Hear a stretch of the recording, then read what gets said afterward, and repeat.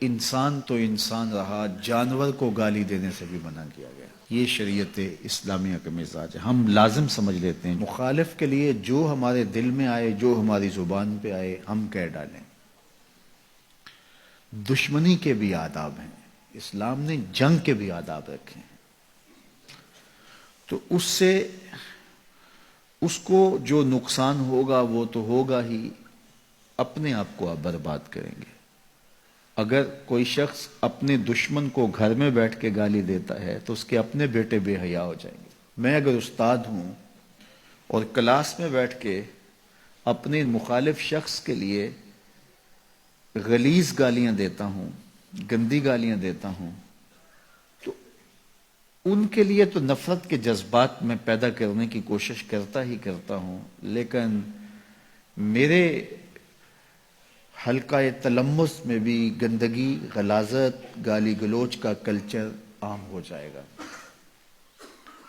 اور پھر جو لہجہ اوروں کے لیے استعمال کرنے کا میں نے مزاج دیا ہے وہ ہم آپس میں بھی کرنے لگ جائیں گے۔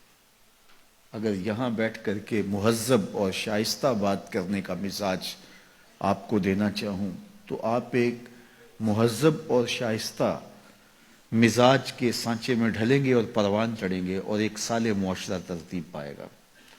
لیکن اگر میں یہاں سے گالیاں دوں گا، وہ کسی نے کہا تھا نا کہ چوں کفر از خانہ کعبہ برخیزت کجا ماند مسلمانی، جب منبر سے گالی میں دوں گا تو پھر آپ کیوں نہیں دیں گے؟ آپ تو ثواب سمجھ کے دیں گے۔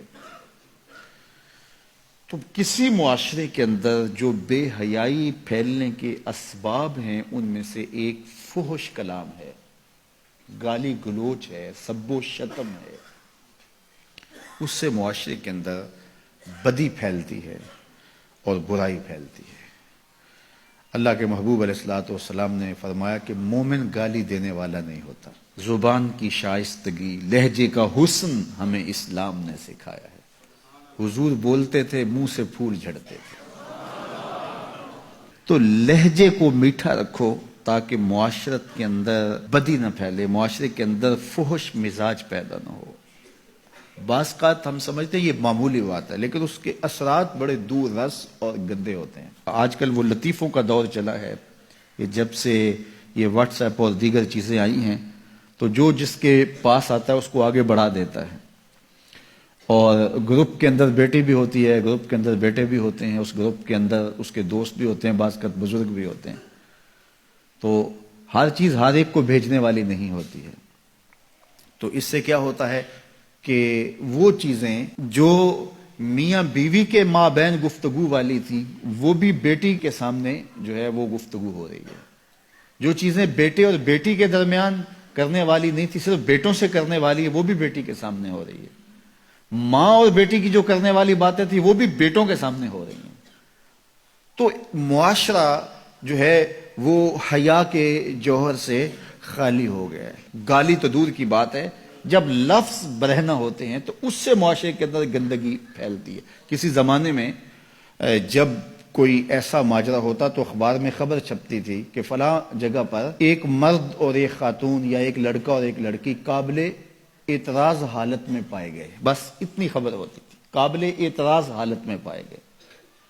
تو بس یہ لفظ ہی کافی تھا اس مفہوم کو بیان کرنے کے لیے، اور آج میڈیا کیمرہ لے کے وہاں گھسا ہوا ہوتا ہے اور مناظر دکھا رہا ہوتا ہے۔ لفظ تو لفظ رہے، لفظوں میں بھی پردہ ہوتا تھا، لفظوں پر غلاف چڑھا کر کے جو ہے وہ لفظ بیان کیا کرتے تھے۔ تو اب میڈیا گھسا ہوا ہوتا ہے، ایسے مناظر دکھا رہا ہوتا ہے، اور اس سے کیا ہوتا ہے کہ معاشرہ جو ہے وہ بے حیائی کی طرف بڑھتا چلا جاتا ہے۔ دور موجود کے اندر قوموں کو، معاشروں کو بے حیا بنانے کا سب سے بڑا کردار میڈیا نے ادا کیا ہے۔